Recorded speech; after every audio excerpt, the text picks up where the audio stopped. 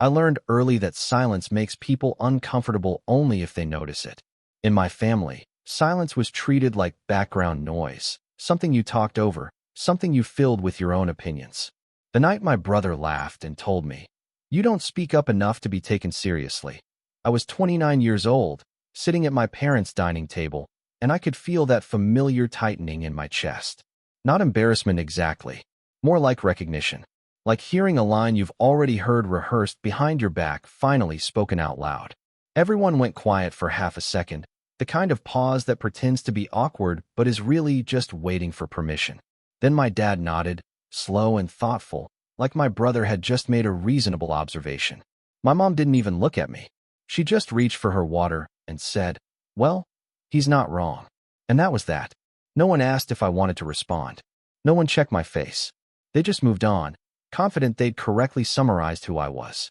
I'm Tobias, 29, the older brother by 18 months, though you wouldn't know it by how things played out in our house. Growing up, I was the quiet one. Not shy exactly. I paid attention. I listened. I remembered details. My brother, Mark, filled every room he walked into. Loud opinions, quick jokes, endless confidence, even when he had nothing solid behind it. That confidence was treated like proof of competence. Teachers praised him for leadership. Relatives called him sharp. Meanwhile, I was nice, which in my family was just a polite way of saying invisible. If Mark talked over me, it meant he cared. If I stayed quiet, it meant I didn't have anything worth saying. That narrative followed us into adulthood like an unspoken agreement everyone but me had signed. Family dinners were where it showed the most. Mark would dominate the conversation, telling stories about work that grew more impressive with every retelling. My parents leaned in, asked questions, laughed at the right moments. If I tried to contribute, I was interrupted or redirected. Eventually, I stopped trying. It wasn't sulking. It was efficiency. Why waste energy fighting for space that clearly wasn't meant for me? I answered when asked. I smiled when expected. I stayed quiet. And the quieter I became, the more they used that silence as evidence that they were right about me all along.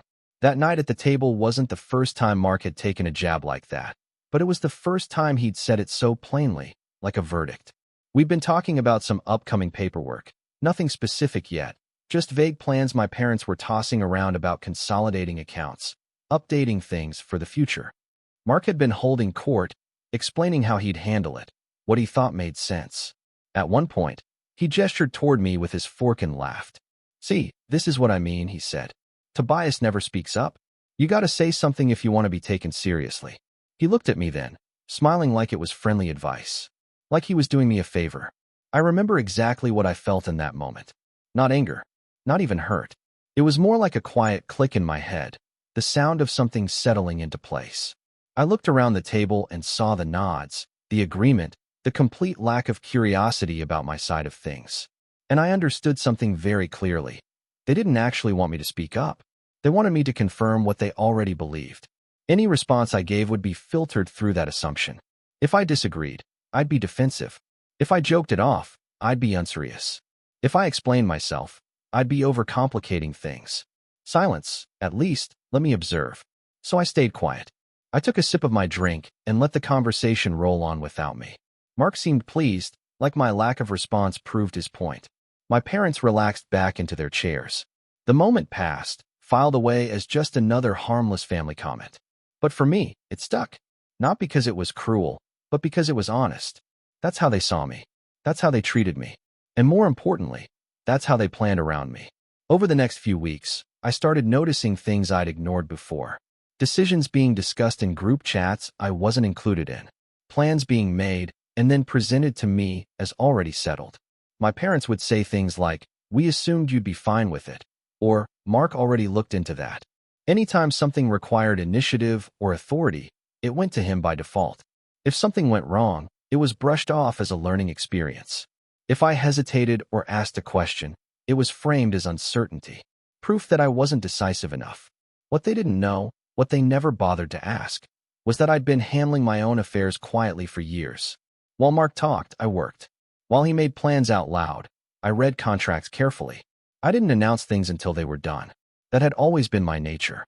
But in a family that valued volume over substance, that approach made me look passive. And I let them believe it. Not out of fear, out of patience. The first real hint that my silence mattered came months later, subtle enough that they didn't recognize it as a shift.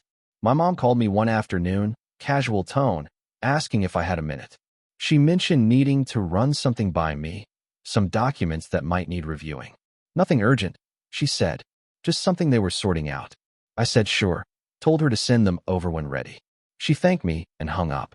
An hour later, Mark texted me asking if I'd seen the paperwork yet, adding a laughing emoji and a comment about how this stuff always went over my head. I stared at the message for a long time before replying with a simple, not yet. What none of them realized was that the documents they were referring to, vaguely, carelessly, touched on things I'd quietly positioned myself around. Things I'd taken responsibility for without ever announcing it. Not because I wanted leverage, but because someone had to be thorough. Someone had to actually read the fine print. I'd never corrected their assumptions because correcting them wouldn't have changed how they operated. But paperwork? Paperwork didn't care who spoke the loudest at dinner. It cared about names, signatures, and authority. At the next family gathering, Mark was louder than ever. He joked about me being the quiet genius, now that I was apparently involved in grown-up stuff. Everyone laughed. I smiled politely and said nothing. My dad clapped Mark on the shoulder and said it was good he was taking charge. My mom nodded, relieved. The dynamic felt settled to them. To me, it felt like standing on the edge of something, watching people walk confidently toward a door they hadn't realized was locked. The shift didn't happen all at once. It crept in quietly, the way rot does behind a clean wall. After that first phone call, the one where my mom asked if I could take a look at some documents, I became something new in the family without ever being formally acknowledged. Not respected, not included, just useful. The tone changed. Instead of being ignored, I was consulted in small, careful doses. Instead of assumptions made openly, they started being made privately, then delivered to me as if they were requests. It would have been funny if it hadn't been so revealing. At first, it was minor things. My dad would ask, almost offhandedly, whether something made sense on paper. My mom would forward me an email and ask if I could skim it real quick. Every time, there was this unspoken expectation that I'd quietly agree, confirm their plan, and step back into my usual place. And every time, I responded calmly, carefully, without pushing back too hard. I didn't want to tip my hand. I wanted to understand how far they'd go assuming I existed only as a background resource. Mark, on the other hand, didn't change his behavior at all. If anything, he leaned into it. He started speaking for me in conversations, summarizing my supposed opinions before I had the chance to express them. Tobias is good with details, he'd say, waving his hand dismissively.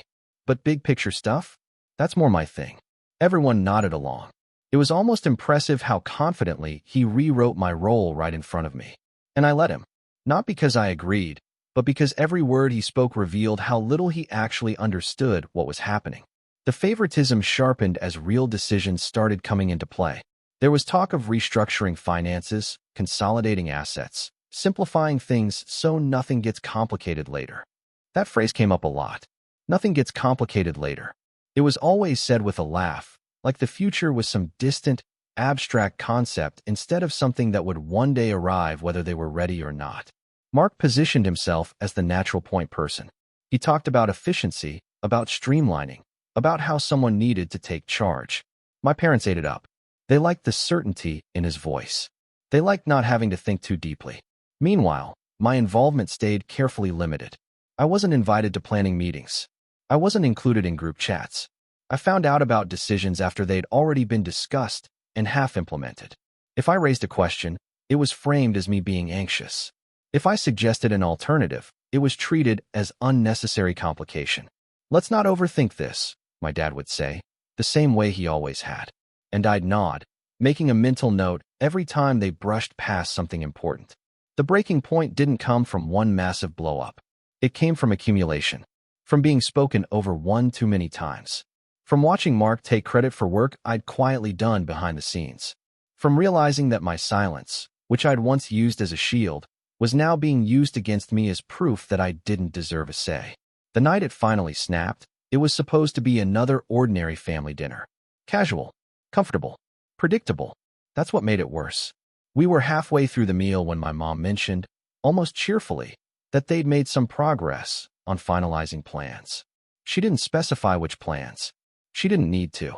Mark immediately jumped in, explaining how they'd decided to move forward with a particular structure, how it would be simpler for everyone involved. He spoke quickly, confidently, like he was presenting a finished project. I listened carefully, heart pounding, because I knew exactly what he was talking about. And I knew exactly what he was getting wrong. When he finished, my dad turned to me with a polite smile. "You're okay with that, right?" he asked. Not because he wanted my opinion, but because he wanted my confirmation. The room went quiet again, just like it had months earlier. I could feel all eyes on me, waiting for the same outcome they were used to. A nod, a shrug, silence. For a moment, I considered it. It would have been easy, comfortable even, but something in me had shifted. Not anger, not rebellion, just clarity. I opened my mouth to speak, and Mark cut me off. "He's fine with it," he said, laughing. "Right, Tobes?" He looked at me, expectant, daring me to contradict him. My mom smiled, relieved. My dad nodded, already moving on. And in that moment, something cracked wide open. Not because they disagreed with me, but because they didn't even think it was necessary to let me speak. I set my fork down carefully. The sound was louder than I expected. Mark glanced at me, annoyed. "What?" he said. I met his eyes and said, calmly, evenly, "Actually, I'm not." The silence that followed was different this time. Heavy, uncomfortable. My dad frowned. My mom's smile faded. Mark scoffed. "See," he said to them. "This is what I mean. He never speaks up until it's inconvenient." That did it. Months of being minimized, dismissed, and rewritten boiled over into something sharp and clear. I didn't raise my voice. I didn't accuse. I simply asked a question. "When were you planning to tell me?" I said. My mom blinked. "Tell you what?" she asked, genuinely confused. That's when I realized how deep it went. They didn't think they were hiding anything. They thought I was already on board. They thought my silence was consent. The conversation spiraled from there. Mark grew defensive, insisting they were just trying to be practical. My dad talked about trust. My mom talked about family unity. Every concern I raised was reframed as negativity. Every objection was met with reassurance instead of answers. And then, casually, almost as an afterthought, my mom said it.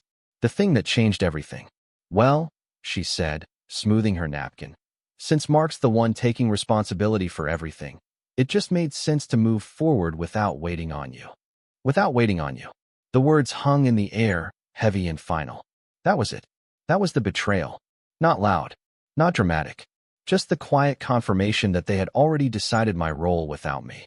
That my presence was optional until they needed something specific. I looked around the table, at the people who had watched me shrink for years and mistaken it for weakness. And for the first time, I didn't feel small. I felt done. I stood up slowly, chair scraping against the floor. Everyone froze. "I need some air," I said, my voice steady despite the storm inside me. No one stopped me. No one apologized. I walked out of that house knowing something irreversible had happened. They had crossed a line they didn't even know existed. And as I stepped into the night, my phone buzzed in my pocket with a message that would confirm just how far they were willing to go without me. I didn't read the message right away. I stood outside for a long time, staring at nothing in particular, letting the cold air steady my breathing. I already knew it wouldn't be good. Messages like that never were. When I finally pulled my phone out, my hands were calm in a way that surprised me. The screen lit up with Mark's name and a single line beneath it. "We already signed. Don't make this harder than it needs to be." That was the moment I realized how thoroughly I'd been cut out. Not sidelined. Not overlooked. Actively bypassed. Whatever decisions they'd been discussing for months, whatever simplifying they'd been doing, they'd gone ahead and finalized without me. And not because I was unavailable, because they assumed I wouldn't matter. I drove home in silence. No music. No podcasts. Just the hum of the road and the slow, heavy realization settling in my chest. I replayed conversations in my head, little comments I'd brushed off at the time. The way my mom had said, "We didn't want to bother you." The way my dad had talked about trust without ever asking for mine. The way Mark had joked about me being quiet like it was a flaw instead of a choice. It all lined up now, ugly and obvious. They hadn't misunderstood me. They'd rewritten me into something more convenient. The days that followed were some of the quietest of my life. I didn't go to work for a couple of days. I didn't answer texts. I didn't explain myself to anyone. I stayed in my apartment, letting the weight of it all sink in. This wasn't just about paperwork or decisions. It was about identity, about realizing that the people who were supposed to know me best had never really seen me at all. And worse, they were comfortable with that. There were moments when the anger flared hot and sharp. Moments when I imagined storming back into that house, laying everything out, forcing them to listen. But those fantasies faded quickly, replaced by something heavier. Disappointment, grief, a sense of foolishness for believing that patience would eventually be rewarded. That if I just waited long enough, they'd notice the substance behind the silence. Rock bottom isn't always dramatic. Sometimes it's just waking up and realizing you don't feel anchored to anything anymore. I questioned everything about myself. Had I really been too passive? Had my silence been cowardice instead of restraint? I replayed every moment I'd chosen not to speak, wondering if I'd trained them to ignore me. That line of thinking was dangerous, and I knew it. It took effort to pull myself out of it, to remind myself that being overlooked isn't the same as being at fault. What saved me, oddly enough, was routine. Simple, unglamorous routine. I started going back to work, throwing myself into projects with a focus I hadn't felt in years. I stayed late. I volunteered for things no one else wanted to handle. Not to prove anything to anyone, but because it felt grounding, familiar. Competence was something I could still trust. Results didn't argue with you or talk over you. They just existed. Slowly, I began to take stock of my own life, independent of my family's narrative. My finances were stable. My career was solid. I had responsibilities I'd handled quietly for years without applause. I started seeing a pattern I'd missed before. Every area of my life that thrived did so away from my family's influence. Every place I felt small was tied to them. That realization didn't hurt as much as I expected. It felt clarifying. I stopped reaching out, not as a punishment, but as a boundary. If they wanted access to me, they could ask. If they wanted my input, they could invite it. The silence that followed was telling. Days turned into weeks with minimal contact. When they did reach out, it was vague, neutral, like we were distant relatives instead of immediate family. And for the first time, I didn't rush to fix that. During that period, I started revisiting things I'd put off for years. Plans I'd delayed because they didn't align with family expectations. Opportunities I'd downplayed because they didn't fit the version of me they'd decided on. I updated my professional credentials. I took on consulting work on the side. I invested time in learning things I'd always been interested in but never pursued openly. Each small step felt like reclaiming a piece of myself I'd surrendered without realizing it. The irony was that as I grew more confident, more grounded, my family started noticing. Not directly, of course. That would have required self-reflection. Instead, it came in sideways comments. My mom mentioning she'd heard I was doing well. My dad asking casual questions about my workload. Mark making jokes about me being mysterious now. They sensed the shift, even if they didn't understand it. And that unsettled them. The first real test of my resolve came when my mom called one evening, her voice carefully upbeat. She asked how I was, told me she missed me, said things felt off lately. I listened without interrupting. When she finally paused, clearly waiting for reassurance, I simply said I was taking some space. The silence on the other end was thick. She didn't argue. She didn't apologize either. She just said she understood, in the way people do when they don't actually understand but don't want to push. After that call, something inside me settled. I wasn't angry anymore. I wasn't desperate to be seen. I was just done chasing approval that had always been conditional. I focused on building a life that felt solid from the inside out. A life where my value wasn't measured by how loudly I spoke at a dinner table. Months passed. The distance between us became normal, comfortable even. And then, slowly, subtly, the tone of their messages began to change. Less confident, more tentative. Questions started replacing statements. Requests replacing assumptions. I noticed it immediately, not with satisfaction, but with a quiet awareness. Something in their world was shifting, and for the first time, they weren't entirely in control of it. One afternoon, my dad called and asked if we could talk. Just talk, he said, about some things coming up. Important things. His voice carried a strain I hadn't heard before. I agreed, not committing to anything beyond the conversation. When I hung up, I sat there for a long time, staring at my phone, feeling that familiar tightening in my chest return, not from fear this time, but from anticipation.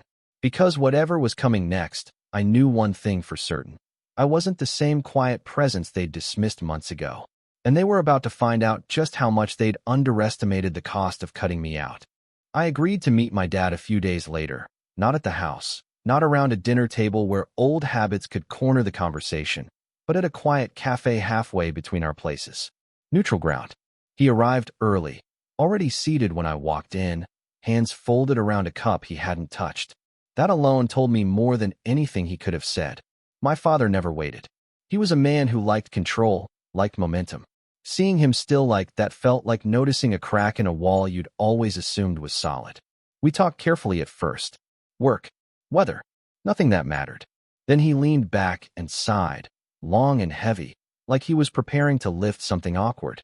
He said things were getting complicated, that certain decisions they'd made earlier were now creating obstacles. He didn't apologize. Not directly. Instead, he framed it as timing, as miscommunication, as things moving faster than expected. I listened, nodding occasionally, letting him fill the space the way Mark always had. It was almost painful how familiar the pattern was. Eventually, he got to the point. They needed clarity. They needed cooperation. There were documents that required confirmation, approvals that couldn't be pushed through without my involvement. He said my name carefully, like he was testing whether it still belonged to me. I didn't respond right away. I took a sip of my coffee and let the silence stretch. Watching him grow uncomfortable in that space was strange. Not satisfying, just instructive. I told him I need to review everything myself. All of it. No summaries. No assumptions. His shoulders stiffened, but he nodded. He said he understood. I knew he didn't, not fully, but he was willing to pretend if it meant moving forward. That was fine by me. When we parted ways, he thanked me for my time. Time.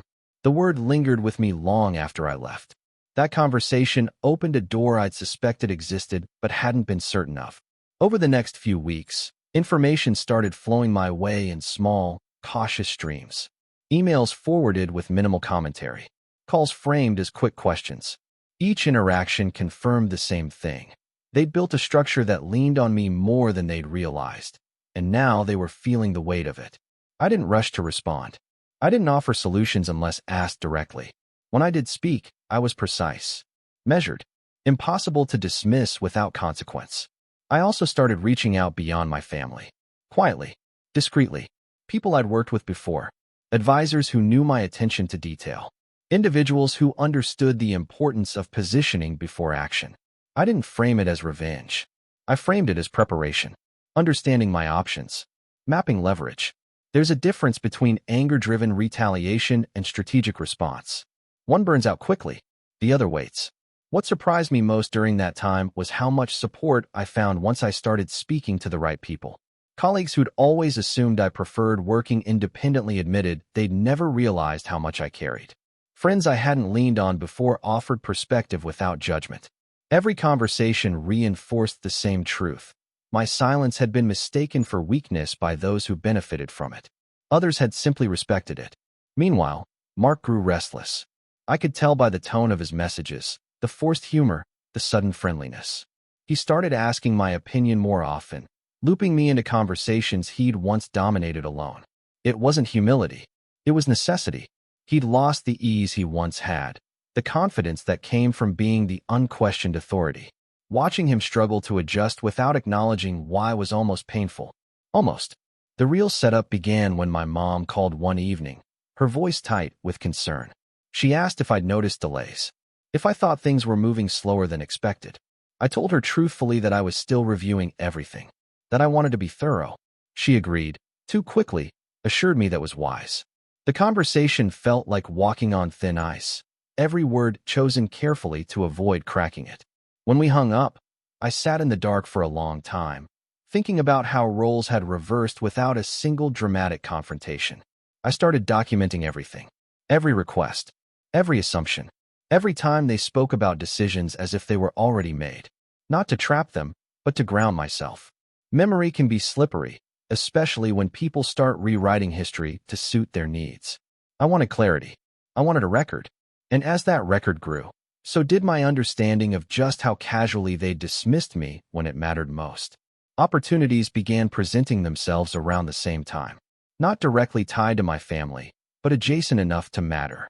Options that gave me flexibility, control, independence. I evaluated them carefully, not rushing, not announcing anything. The more secure my position became, the less pressure I felt to resolve things quickly. Time, once again, was on my side. The final piece of the setup came unexpectedly. A message from Mark, late one night, asking if we could talk. Just the two of us. No parents. No intermediaries. I stared at the screen for a long time before agreeing. We met a few days later, and he tried to joke his way through the tension at first. It didn't work. Eventually, the truth slipped out. He admitted he was overwhelmed, that things weren't as simple as he'd thought, that he might have underestimated how everything fit together. He didn't apologize for what he'd said at that dinner months ago. He didn't acknowledge the betrayal directly. Instead, he asked for help. Straight out.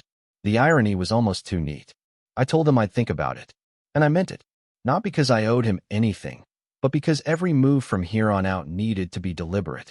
As I walked away from that meeting, I felt something settle into place. The anger was gone. The hurt had dulled. What remained was clarity and choice. I wasn't reacting anymore. I was positioning.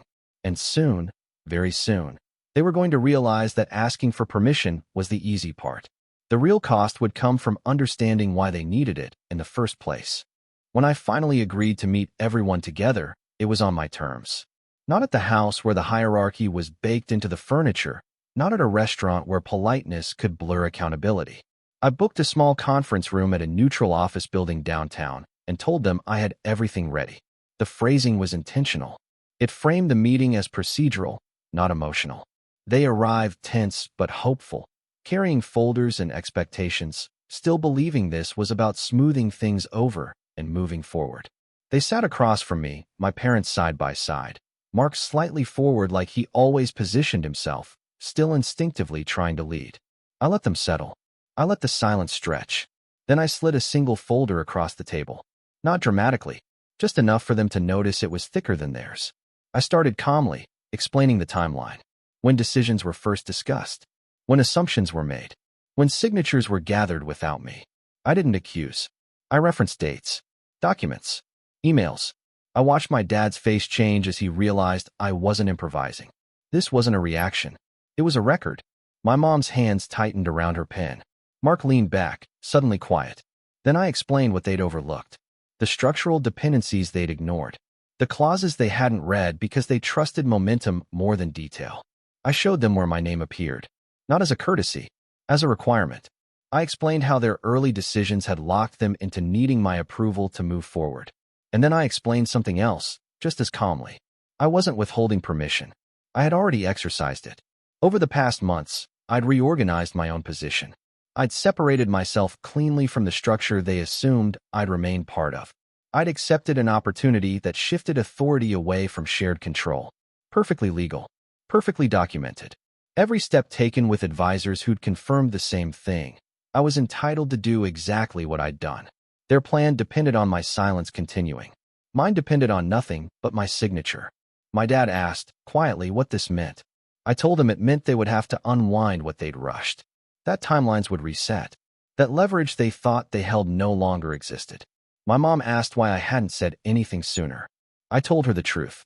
I had spoken. They just hadn't listened.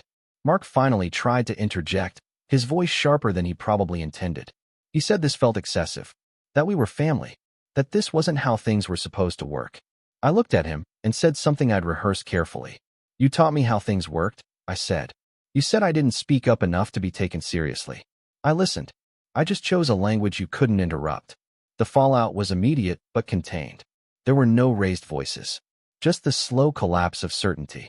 My parents realized how thoroughly they'd sidelined the one person who could have helped them avoid this outcome. Mark realized that confidence without comprehension was a liability. They asked if there was a way forward. I said there was, but it would be different. Transparent. Documented. Equal. And only if they acknowledged what they'd done. That acknowledgement came awkwardly. Incomplete. But real enough. I didn't need apologies. I needed recognition. When the meeting ended, they left quieter than they'd arrived, carrying the weight of consequences they could no longer delegate. In the weeks that followed, the dynamic shifted permanently. Decisions slowed. Conversations became careful. My input was requested, not assumed. Mark stopped joking about my silence. My parents stopped speaking for me. The structure they'd relied on had changed, and they had no choice but to adapt. As for me, I didn't feel triumphant. I felt settled. I'd proven something to myself that no dinner table debate ever could. That silence isn't weakness. It's restraint. And when you finally choose to speak, the power isn't in volume. It's in timing. The last thing my brother ever said to me about that night months ago was quiet and unguarded. "I didn't realize you were paying attention," he admitted. I looked at him and smiled. "I always was," I said. "You just never noticed." There's a photo on my mom's fireplace mantle that still haunts me. It's from 6 years ago, Thanksgiving dinner. We're all in it. My mom, my dad, both my sisters, their husbands, and me. Everyone's smiling. You'd think we were a Hallmark card family. But if you zoom in and really look close, you'll see it. I'm sitting just slightly off to the side. Like I didn't belong even back then. Like I was already being slowly pushed out of frame. My name's Jasper. I'm 32. I run a small but successful IT consulting business. Just me and a few freelancers I've worked with for years. Nothing flashy, but I've worked hard for every dime. I've always been the quiet one in the family. Not shy, but not loud either. The dependable one. The one who never asked for anything. Who picked up the check when no one else reached for it. The one who listened to everyone's problems but kept his own locked away in a mental drawer somewhere between dad's passive-aggressive comments and mom pretending not to notice. I'm the youngest of 3. My oldest sister, Meredith, is 38. She's a storm in heels, loud, intense, commanding a room the moment she enters. She married Brett 6 years ago, and let's just say, Brett is a walking red flag wrapped in a golf polo. Job hopper, risk taker, wannabe entrepreneur with a trail of failed ventures and maxed-out credit cards in his wake. He's the kind of guy who calls himself a visionary because he once tried to start a kombucha subscription box. Spoiler, it never launched. Meredith, of course, stands by him like he's the second coming of Steve Jobs, except with worse taste in sneakers. Then there's Layla, the middle child. She's 35 and a nurse, married to a chill guy named Aaron. They're fine, quiet, like me, but more passive. Layla doesn't stir the pot unless she has to. But Meredith? She's the chef, the cook, and the waiter when it comes to stirring drama. And lately, it's been boiling. Our parents, especially Mom, dote on Meredith. Maybe it's because she gave them their first grandchild. Maybe it's because she talks the loudest. Or maybe it's just easier to agree with her than to push back. Either way, she's always gotten her way. When she and Brett bought a house they couldn't afford 3 years ago, guess who helped out with the down payment? Yep, yours truly. Not because I was asked directly, but because Mom called and said, "Meredith's just so stressed, honey. They're in over their heads. If you could just spot them a little something to get through the closing, it would mean the world to her." And to me. I sent them $10,000. I didn't even get a thank you text. That was the first drop in the bucket. The latest one. A few months ago, Brett apparently took out some sketchy high-interest loan to fund his latest business idea, something about crypto vending machines. Don't ask. It bombed within weeks. Now they're underwater with a debt collector on their backs, and, surprise, surprise, Meredith calls Mom crying that they're going to lose the house unless someone steps in. Mom calls me again. "Jasper, sweetheart, they're desperate. The kids can't lose their home." I felt it in my gut. This wasn't just a plea. This was an expectation. Like I was some emergency ATM the family could tap whenever someone else made a reckless decision. Like I didn't have my own life. My own limits. So I said no. I said it calmly, firmly, respectfully. But no. And just like that, something shifted. It wasn't a blowout. No yelling, no screaming. Just cold silence. A group chat that went dormant. Invites I didn't get. Calls that went unanswered. I'd see photos on Facebook of family dinners I wasn't told about. Layla reached out once, awkwardly, to say she didn't want to get in the middle. I understood, but it still stung. Then came Mom's birthday. Every year, we go out to this mid-range Italian restaurant she loves. Nothing fancy, but tradition. It's always the same. Round table in the back, too much wine, way too many toasts, and a bill that somehow always lands in front of me. This year, I hesitated. I wasn't going to go, but then I thought, maybe things had cooled down. Maybe I was overthinking. So I showed up, clean-shaven, button-up shirt, a bottle of wine from a local vineyard as a gift. The second I walked in, I knew something was off. Meredith glanced at me like I'd tracked mud into a museum. Brett didn't even look up from his phone. Layla gave me a half smile, and Aaron nodded. Mom hugged me, but it felt performative, like she was acting for an audience. We sat. We ordered. The conversation buzzed around me, but never included me. When I did try to chime in, Meredith would immediately redirect it. I became background noise at my own mother's birthday. Then came dessert, and with it, the moment that would burn into my memory like a scar. We were halfway through some tiramisu when Meredith stood up and tapped her fork against her glass. I just want to make a quick toast, she said, clinking the side of her wine glass like a self-appointed queen. Everyone quieted down. To family, she began. To those who lift us up, and to those who kick us while we're down. There was an awkward laugh. She smiled, tight-lipped, venom in her eyes. And to those who forget what loyalty means. To those who turn their backs on blood when it matters most. She turned, full body, toward me. You're no longer part of this family, Jasper. Not in my eyes. Not in Brett's. And honestly, I doubt in anyone's. I didn't flinch. Not at first. I just stared at her, blinking once. Twice. The table was dead silent. Everyone was looking at me.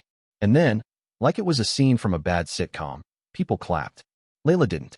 Aaron didn't. But the rest? Mom. Dad. Even the waiter, who I think was just confused, gave a polite little heh and walked off. I didn't say anything. I stood up, nodded, and pulled out my wallet. Happy birthday, Mom, I said softly, placing the wine bottle in front of her. Then I handed the server my card. He walked off, and I walked toward the door. My chest was tight, my hands clammy, but I wasn't going to cry. Not here. I was halfway to the exit when I heard footsteps behind me. Excuse me, sir? It was the manager, holding my card. It was declined. I froze, slowly turned around. The whole table was looking at me again, waiting. The applause was gone. Just silence. I looked at the card. I looked at them. And I smiled. I simply stood up straighter, tucked my wallet back into my pocket, and walked out the front door. No explanation. No argument. Just silence. I didn't cry in the car. I didn't scream. I didn't punch the steering wheel. I just sat there in the driver's seat of my Camry, staring at the dashboard, the cold digital clock blinking 9:47 p.m. over and over like it was trying to taunt me. I felt like I'd just stepped out of a play I hadn't agreed to star in. Like I'd been handed a role, family scapegoat, and everyone else had learned their lines except me.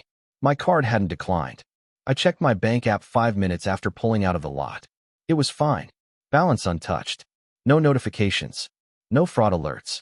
I even called the bank just to be sure. The rep on the other end told me my card was active and functioning. No holds. No issues. Which meant only one thing. Someone at that restaurant, likely with the same last name as me, had told the manager to lie. To humiliate me. To make me feel like I didn't even have the right to pay. Like I was nothing. I didn't sleep that night. I lay in bed, eyes wide open, the ceiling fan chopping the darkness above me like it was slicing time into meaningless fragments. My brain played the scene over and over again. The toast, the applause, the smirk on Brett's face. That smug, leech-like smile that said, I won. That night, something snapped in me. Not a rage. Not even bitterness. Just clarity. A dull, heavy click in my chest like a safe door swinging shut. I was done being the nice guy. But before I could make any moves, things somehow got worse. The first message came the next morning. From my mom. I hope you're not planning on coming to Easter brunch. It's going to be too tense with everyone. Maybe take some space. Take some space? I laughed out loud reading it. Space. That's all I'd ever given them. Space to make mistakes. Space to take advantage of me. Space to pretend I didn't exist unless my wallet was involved. Then came the second message. From Layla. Hey, I don't agree with how that went down. Just wanted you to know. I'm sorry. Aaron is too.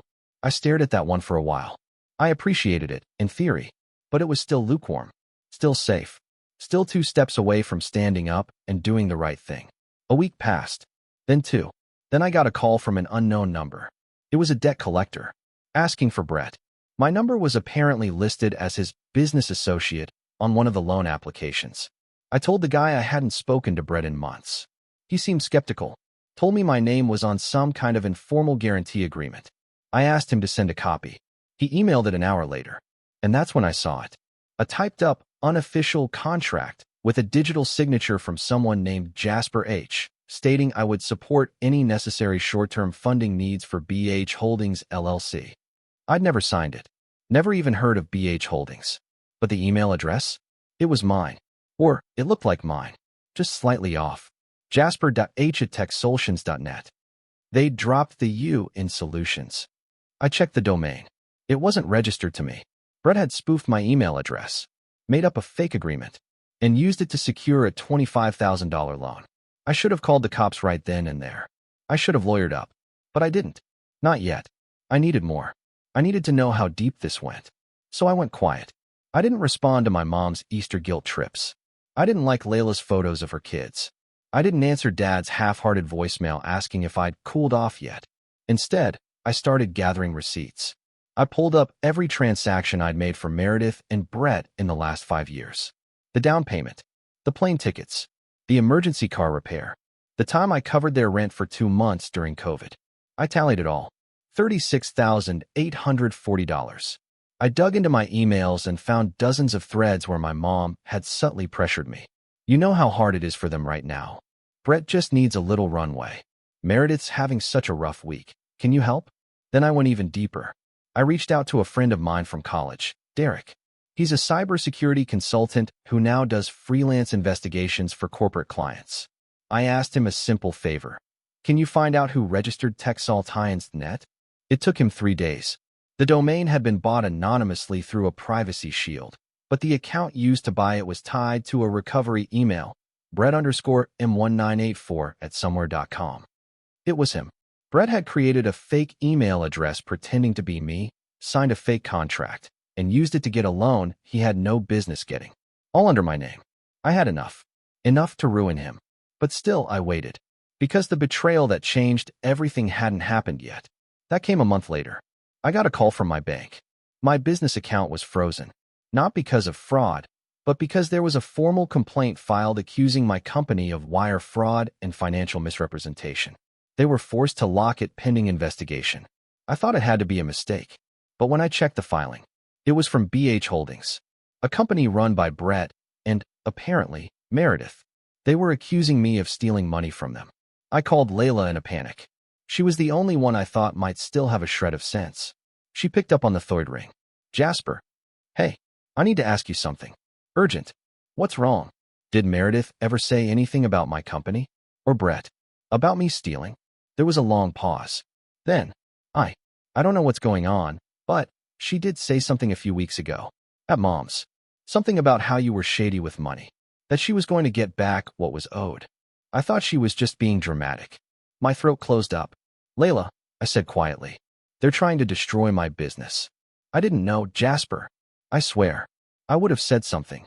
It's okay. But it wasn't okay. I was done being blindsided.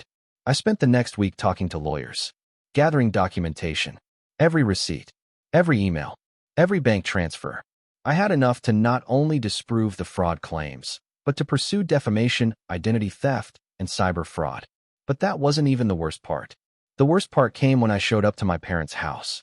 I hadn't been there in months, but I needed to see them, to ask, just once, if they knew what Meredith and Brett were doing. My mom opened the door. She looked surprised. Not happy, not angry, just unsettled. Jasper, she said, I need to talk to you and Dad. Now. She led me in. Dad was in his chair, watching some cooking show. I stood in front of them, hands trembling, not with fear, but with fury I'd been holding back for too long. Did you know Brett and Meredith filed fraud charges against me? I asked. Their expressions shifted. Dad furrowed his brow. Mom's eyes flicked away. Of course not, she said. That doesn't sound like them. I laughed, short and bitter. They forged a contract in my name, spoofed my email, filed fake claims, and now my business account is frozen. I might lose clients. I might lose everything. Dad looked uncomfortable, like he wanted to shrink into the couch. Mom, she just sighed. I'm sure there's been a misunderstanding, she said. Meredith wouldn't do that. And even if Brett did something, I doubt she knew. I stared at her. You're defending them. I'm just saying we don't know all the facts. I do. Silence. Then she looked me straight in the eyes and said something I will never forget. If you hadn't turned your back on them in the first place, none of this would have happened. And that's when I realized. They picked a side. They'd picked it long ago. I'd just never wanted to admit it. I walked out without another word. And as I got in my car, my phone buzzed. A new email. Subject line: Final notice, debt repayment. From BH Holdings. Amount due, $25,000. Due date, immediate. Attached, the forged contract. Again. The next morning, I got up before the sun. It was strange. I hadn't slept more than 3 hours, but I felt calm. Like the dust had finally settled, and I could see the wreckage for what it was. My business account was still frozen. A few of my clients had paused projects while the investigation was ongoing. One of them, a big one, a software startup in San Diego, had called the day before and said they'd circle back in Q3, which is corporate speak for, we're out. I was bleeding money. My savings could hold me for maybe 5 months at my current burn rate. 6 if I cut back hard. And yet, something had shifted in me. I wasn't scared. I wasn't even angry, not in the way I had been. I was focused. Like all the energy I'd wasted on pleasing people who never saw me was now being rerouted into a singular goal: rebuild.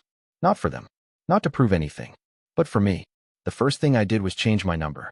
Not just block people, full change. I left my old number on a voicemail that said, "Hi, this number is no longer in use. If you need to reach Jasper and your family, don't." Then I smiled and ended the recording. Next, I cleared out the guest room in my apartment and turned it into a war room. I bought a cheap cork board and started pinning things to it. Emails, fake contracts, timeline of events, bank records, call logs. It looked like something out of a detective movie, red thread and all. I even printed out a photo of Brett and pinned it dead center, with a sticky note under it that said, "The Parasite." My lawyer, Carla, was a godsend. Late 40s, sharp-eyed, former prosecutor who now ran her own firm. She didn't sugarcoat anything. "They were hoping you'd back down," she said, flipping through a stack of papers I'd given her. "Most people do. Family pressure works more than lawsuits. But this is criminal. Wire fraud, defamation, forgery, identity theft. If you wanted to bury him, I could make it happen." I didn't say anything. "Do you?" she asked, eyes steady. "I want him to understand what it feels like," I said quietly. "To watch something you built collapse because someone you trusted decided you were disposable." She gave me a nod. "Then let's make sure he feels it." The case would take time. Weeks, maybe months. But that was okay. Because in the meantime, I had something else to do. I had to start over. Since my main account was locked, I set up a new one under a different LLC. This time, completely separate from my name. I called it Blue Ridge Digital, inspired by the hiking trail I used to walk with my grandfather when I was a kid. Just the name made me feel steadier. I started calling old clients, one by one. Not to ask for favors, just to let them know the situation. To my surprise, most of them were supportive. "We figured something weird was going on," one of them said. "You've always been professional. Just let us know when you're back online." Another client actually wired me a small retainer up front. "Call it a vote of confidence," he said. "And Brett's a joke, by the way." We looked into him after that weird email. I hadn't realized how much people actually respected me. Not the version my family painted, some gullible pushover bankrolling idiots. But me. Jasper. The guy who showed up, did the work, didn't complain. It felt good. Strange, but good. I worked out of cafes at first. My apartment felt like a crime scene, and I needed fresh air. There was a coffee shop about 10 blocks away with a massive skylight and creaky wooden tables that made me feel like I was working inside a novel. The barista started remembering my order: black coffee, splash of oat milk, no sugar. After 2 weeks, she started slipping me a muffin on the house. "You always look like you're solving a mystery," she said with a smirk. I guess, in a way, I was. By week 4, Blue Ridge Digital had its first real client. A logistics startup in Oregon needed a new internal dashboard. They didn't care about the mess with my old company. They just wanted clean code, clear updates, and someone who picked up the phone. I gave them all 3. The money started to trickle in. Not a lot, but enough to feel like I wasn't drowning. I still hadn't replaced what I lost, but something had changed inside me. I wasn't chasing validation anymore. I wasn't doing this to get a pat on the back from my mom, or a proud of you from a dad who thought grilling burgers once a month made him a family man. I was doing it because I wanted to live without chains, without guilt. And slowly, I started to breathe again. I didn't check my family's group chats anymore. I had blocked Meredith and Brett on every platform. Even Layla. I loved her, but I needed distance. She'd never stood up for me. Not really. But then, one night, I got a letter. Handwritten. No return address. Just my name, neatly printed on the envelope. Inside was a single page. Jasper, I know I didn't do enough. I've been a coward. I let Meredith speak for everyone, and I convinced myself staying neutral was the same as staying moral.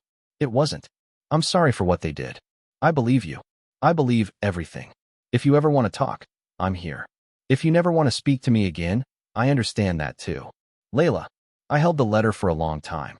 I didn't cry, but my hands shook a little. I didn't respond. Not yet. But I didn't throw it away either. The days turned into weeks. The business grew, slowly but steadily. My war board in the guest room got more organized. Carla updated me regularly. Brett had been served. Meredith had hired a lawyer too. There were whispers of them trying to settle, but I told Carla no. Not yet. They needed to sweat. And they did. I started hearing things. Through old mutual friends. Through LinkedIn posts and whispers in industry forums. Brett had been quietly blacklisted from a few consulting circles. Turns out, people talk. Especially when you try to destroy someone with fabricated charges, and it backfires. Meredith, meanwhile, had started unraveling publicly. She posted long, cryptic rants about fake brothers and betrayals from within on Facebook. Her tone shifted from smug to desperate. The kind of spiral you can only have when you're not used to consequences. And then, one Friday evening, I got a call from Carla. They just made an offer, she said. A real one. Full retraction of all fraud charges, formal apology, agreement to pay restitution for legal fees and losses. If you sign, it's over. I leaned back in my chair. My coffee was cold. The sun was setting through the window, casting everything in a warm, golden blur. Do they admit to the forgery? I asked. No, she said. But we have the email records. The bank account links. They know they're cooked. This is a way out for them. I closed my eyes. I could have said yes. Could have ended it right there. But something told me this wasn't over. Not really. They can keep their apology, I said. You want to go to court? No, not yet. I want them to see what it feels like to lose everything they leaned on. I want the people around them to start asking questions. I want the story to get out. Slowly. Like rot in the walls. Carla chuckled softly. All right then. Let's keep the pressure on. After the call, I walked to the mirror. Looked at myself. Same face. Same tired eyes. But something was different now. I was standing taller. I looked like a man who had seen his whole life collapse and decided to rebuild from the ashes, brick by brick. And I wasn't done yet. I didn't plan revenge out of anger. That would have made it sloppy. I planned it because it was necessary. Because some people like Brett, like Meredith, only understand consequences when you draw them in blood across the white tablecloth they've been feasting on for years. It started with a folder. A thick black leather one I kept tucked inside a locked drawer in my desk. Inside was everything. Screenshots, call logs, domain registration records, the fake email header analysis Derek had helped me with, wire transfer receipts, and a hard copy of the forged Jasper H. contract with the bogus email address. Every lie they'd told. Every trap they'd set. Right there on paper. But this folder wasn't for court anymore. It was for leverage. See, Carla had already built a solid case. If I wanted to sue, I could have. If I wanted them charged, it wouldn't have taken much. But I wanted more than legal action. I wanted exposure. I wanted silence to become suspicion. I wanted people to start asking, wait, why would your brother lie about that? I wanted to pull the thread until their whole public image unraveled, and they did it to themselves. But for that, I needed the right moment. And more importantly, the right people in the room. The opportunity came in the form of an invitation. An email, mid-July. Subject, family barbecue, hosted by mom and dad. It had emojis. A sun, a burger, a little fire. I stared at it for a long time. A part of me almost laughed. After everything, they were still pretending like we were one big happy sitcom family. No mention of the fraud. No acknowledgement of the lawsuit. No apology. Just, hot dogs at 3 p.m., bring a chair. I almost deleted it. But then, I got an idea. Because Brett would be there. And Meredith too. And probably a dozen family friends, co-workers, neighbors. People who still saw them as this perfect suburban couple with a chaotic but lovable dynamic. The golden daughter and her eccentric husband. What better place to flip the script? but I had to play it carefully. I RSVP'd yes with a short, polite email. Then I got to work. First, I reached out to Derek again. Can you help me build a little presentation? I asked him. Something clean, visual, like a pitch deck, but with teeth. He didn't even hesitate. Tell me what you want on slide 1. Over the next week, we built a digital file. Not a full-blown expose, just enough to crack the mask. Slide 1. A side-by-side comparison of my real email and the fake one used to forge the contract. Slide 2. The contract itself. Slide 3. The GoDaddy registration for the fake domain, traced back to Brett's burner email. Slide 4. A screenshot of Meredith's LinkedIn post bragging about launching BH Holdings, just days after my bank account was frozen. It ended with a simple line of text on a black screen. Imagine what else they've lied about. I uploaded it to a USB drive and tucked it into the inner pocket of my jacket. Next, I called Layla. I hadn't spoken to her since the letter. She picked up after 2 rings. Jasper. Her voice was cautious, soft. Yeah. Hey, you free to talk? Yeah. Of course. I'm going to the barbecue. There was a pause. Are you sure that's a good idea? It's not, but it's the right idea. Another pause. Then, what are you planning? I just want people to know the truth. She sighed. I'll be there.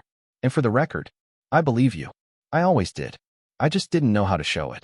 You just did, I said, and hung up. The day of the barbecue was a scorcher. Blazing sun, sticky air, the kind of heat that made everyone move slower and sweat through their good intentions. I arrived at 2:50 p.m., 10 minutes early, wearing jeans and a plain navy button-up. Nothing flashy, just neat. My mom answered the door like nothing had happened.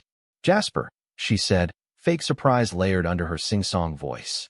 You made it. I gave her a polite smile. Wouldn't miss it. Inside, the usual chaos. Kids running through the hallways, the smell of burgers and charred corn, an acoustic playlist humming from the Bluetooth speaker. Meredith was in the backyard, laughing way too loudly, a red plastic cup in hand. Brett stood beside her in a tacky Hawaiian shirt, holding court with a few of my dad's old co-workers. I stayed inside, greeted a few extended family members, and waited. I wasn't looking for a confrontation. I was looking for a catalyst. And that came, beautifully, predictably, from Brett himself. Around 4 p.m., I was grabbing a water bottle from the cooler when I heard his voice behind me. Well, look who finally grew a spine. I turned slowly. Brett. He grinned like we were old friends. Didn't expect to see you here after the little meltdown. What was it again? Your card declined, right? Laughter from 2 of the guys standing near him. I recognized one of them. Carl, a guy from Meredith's office. The other was a neighbor, I think. I just smiled. That's right, I said. Guess I should have kept a better eye on my accounts. Brett leaned in, smirking. Hope you're not here to beg for forgiveness. Bit late for that, huh? I looked him dead in the eyes and said, No, Brett. I'm here to return the favor. He blinked. Just once. Confused. Then tried to laugh it off. I don't know what you're talking about, man. I pulled the USB out of my jacket. Can I use your laptop? I asked Mom, who was setting out a fruit tray. She looked startled. What? Just for 5 minutes. I have something I want to show everyone. That got attention. My dad looked up from the grill. Meredith stopped mid-laugh. What are you doing? She asked, eyes narrowing. I ignored her and walked inside. A few people followed. Then more. Within 5 minutes, half the backyard had trickled into the living room. Curiosity outweighing manners. I plugged the USB in, opened the file, and hit present. Slide 1. Silence. Then slide 2. Someone gasped. By slide 3, Carl stepped back from Brett. By slide 4, Meredith's face had drained of color. And when it ended, just that single line on a black screen. The room was dead quiet. I turned to Brett. You used my name. You forged a contract. You tried to ruin me. He opened his mouth. Closed it. Meredith stepped forward, panic rising in her voice. This is taken out of context. Shut up, Layla said suddenly. Every head turned. I'm so sick of this, she said, voice trembling but loud. Of all of you pretending this is normal. It's not. What you did to Jasper is disgusting. And you let it happen, Mom. You helped it happen. My mom looked like she'd been slapped. I didn't know. You never wanted to know? Layla snapped. Because that would mean admitting your favorite child is a liar married to a con artist. Meredith's mouth opened and closed, but no sound came out. I turned to the room. I'm not here to make a scene, I said. I'm not here for revenge. I just wanted you all to see the truth. Make your own decisions. Then I unplugged the USB, slid it into my pocket, and walked to the door. No one stopped me, not even Mom. As I stepped outside into the fading sun, I heard Brett's voice behind me, shaky now, no longer smug. This is slander. He's making this up. No one believed him. Not anymore. But I wasn't done. It took 5 weeks for everything to collapse. The barbecue wasn't the climax. It was the fuse. The soft hiss of combustion before the boom. By the time I unplugged my USB and left that living room full of stunned silence, the damage was already spreading. It wasn't just a crack in Brett and Meredith's image. It was a fracture in the carefully maintained mask they'd worn for years. And people started noticing. It started with Carl. He wasn't just some coworker making small talk. He was Meredith's supervisor at the real estate firm where she'd been trying to claw her way up to management for the past 2 years. I didn't even know that until a week later, when I got a call from Layla. "You won't believe this," she said. "Carl opened an internal investigation at her company." Wait, what? Yeah, apparently. They've had issues before with Meredith fudging numbers, overstating listings, promising unrealistic timelines. But they never had enough to push it. After the barbecue, Carl took a second look. And Brett? His business partners started dropping him like he was radioactive. I didn't have to lift a finger. Turns out when someone shows up on a slide deck labeled cyber fraud architect, potential investors run for the hills. Especially when those slides are quietly passed around in private group chats and Slack channels full of tech consultants and entrepreneurs in the city. I didn't send those slides. But Derek might have. Accidentally. Whoops. By mid-August, BH Holdings was dead. Website offline. LinkedIn scrubbed. Brett's Twitter, where he once posted obnoxious, hustle culture quotes daily, went silent. I heard from a mutual acquaintance that he'd tried to pitch another crypto-adjacent startup and got laughed out of the room. Meanwhile, Carla filed formal charges on my behalf. Not civil. Criminal. Identity theft. Forgery. Wire fraud. I had proof. I had timestamps. I had metadata. And I had patience. The cops didn't bust down Brett's door or throw him in cuffs while he was mowing the lawn. That only happens in TV shows. But they did knock. They took his laptop, his phone, his bank records, and then they subpoenaed Meredith's emails too. Turns out, she was far more involved than I'd thought. The fake contract? She edited it. The spoof email account? Created on her work laptop. The false fraud report to my bank? She sent it. From their shared IP address. At 2:14 a.m. on a Tuesday night. I guess that's when real villains get things done. The formal charges hit in early September. Brett was arrested. Released on bail. Meredith wasn't cuffed, but she was named. Accessory to wire fraud. Implicated in conspiracy. And the fallout came hard. Her company suspended her immediately, then fired her a week later when they found out she'd falsified documentation on 2 listings. Brett's consulting license, somehow, he still had one, was revoked pending the outcome of the case. And my parents? They called me. Of course they did. First it was Mom. Voicemail. "Jasper, this has gone too far. You've made your point. Please, don't destroy your sister's life." I didn't return the call. Then Dad. Text message. "We need to talk. Family is family. This isn't the way." I didn't answer that either. It's funny. When Meredith stood up and announced I was no longer part of the family, they applauded. They clapped. And now, with everything crashing down, they wanted me to play the prodigal son. To come back. To make it stop. But I wasn't the one who needed forgiveness. And I wasn't the one who'd burned the bridge. Layla came by one evening, early October. Brought coffee. We sat on my small balcony while the sun dipped low over the skyline. "I read the charges," she said. "It's brutal. They earned every line." She nodded slowly. "You okay?" "I am now." And I meant it. Blue Ridge Digital was doing better than ever. The client who'd pulled out during the fraud scare had returned. With more work. I hired 2 part-time developers and a virtual assistant. I even rented a shared office space. Nothing fancy, just a converted loft with brick walls and good light. But it felt like something real. Something mine. But I wasn't done yet. There was one final card I'd been holding. Remember that USB? The one from the barbecue? I'd made a copy. A cleaner version. One with extra slides. Screenshots of Meredith's texts to Brett. Quotes from emails. A PDF of the criminal complaint. And one page at the end. Just a simple note I wrote myself. "Sometimes, The family you're born into teaches you how to survive. Sometimes, they teach you exactly who not to become. I printed 50 copies of that presentation, bound them in sleek black folders. Then I mailed them, anonymously. One to Meredith's former boss, one to the HOA board where Brett used to speak at meetings, a few to real estate clients she'd ghosted, even one to my parents. I never put my name on them. Didn't need to. Let the truth speak for itself. That was the real revenge, not the lawsuits, not the charges, not even the public humiliation. It was the truth, finally cutting through the performance. It was the moment people stopped believing the story Meredith had written and started asking, wait, what happened to Jasper? And that's how it ends. Not with applause, not with an apology, but with silence. The kind of silence that follows when masks fall off and all that's left is who you really are underneath. They haven't spoken to me since. I don't expect them to. I don't need them to. I have peace now. I have clarity. I have people in my life who don't see me as a wallet or a scapegoat or a punching bag with a polite smile. And for the first time in years, I'm finally out of the photo frame. And I like it that way.